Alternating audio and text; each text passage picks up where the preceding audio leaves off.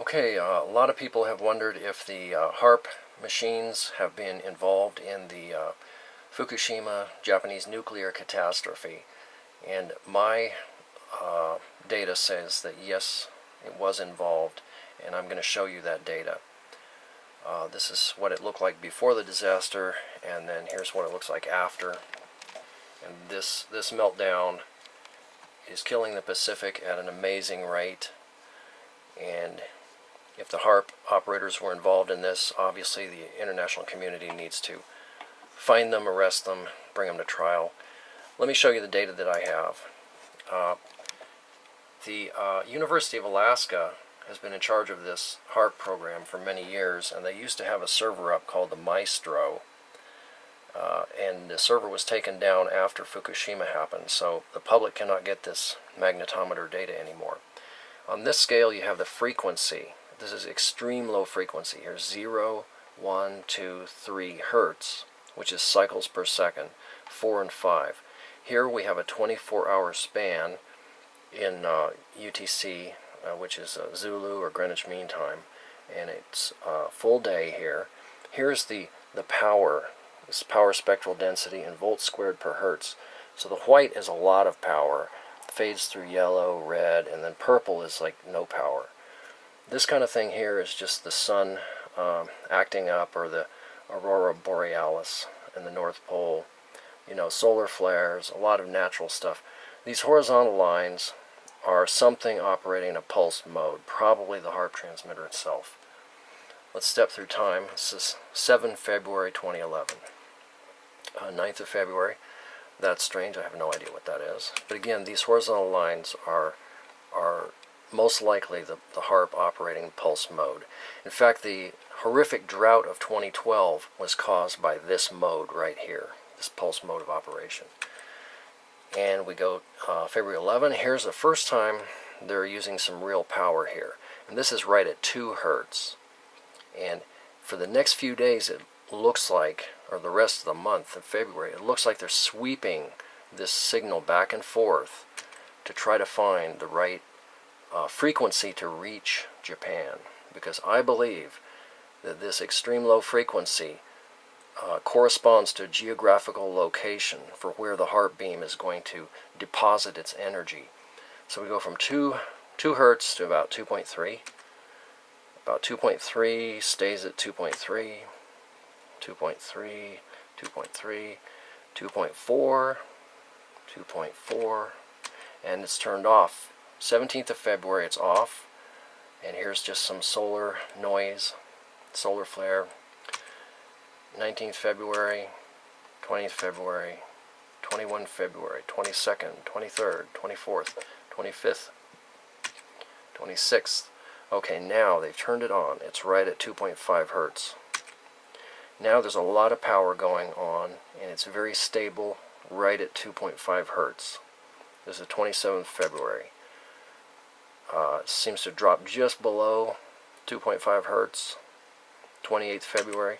March 1st, it's stable. It's lots of power, still stable at 2.5 hertz. And March 3rd, they're really blasting it. They've dropped the frequency just a little bit, and here it is ending up at about 2.3. So they couldn't get it to shake loose right here.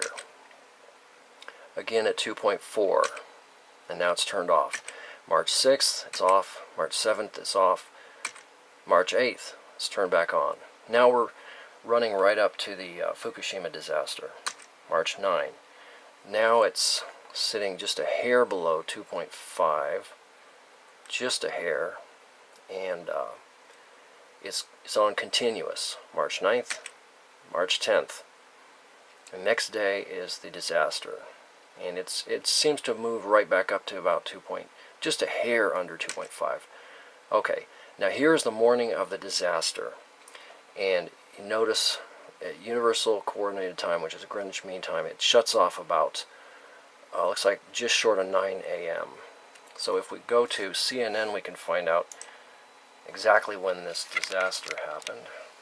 It says at 2:46 p.m. on March 11th, 2011. So that's what we need to convert on this little world time converter, very convenient.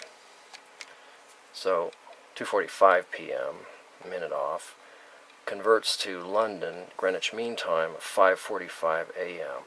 So we're going to remember 5:45 a.m. on March 11 and go back to this other picture here. So 5:45 a.m. is just about right here. Right here is where the quote 9.0 earthquake happened.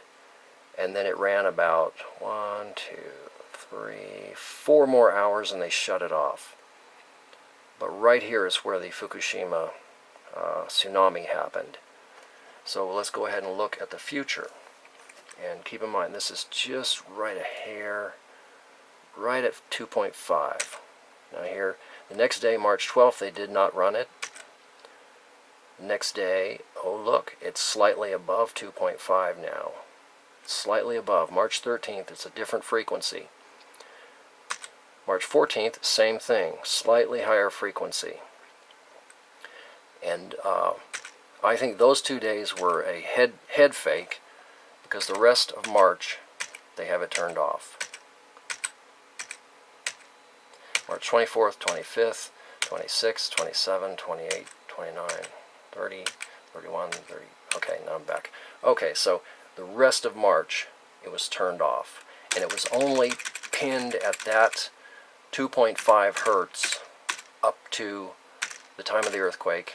And then they did 2 days in a row, this head fake at a slightly different frequency, meaning a slightly different geographic location for where that tectonic energy was being deposited.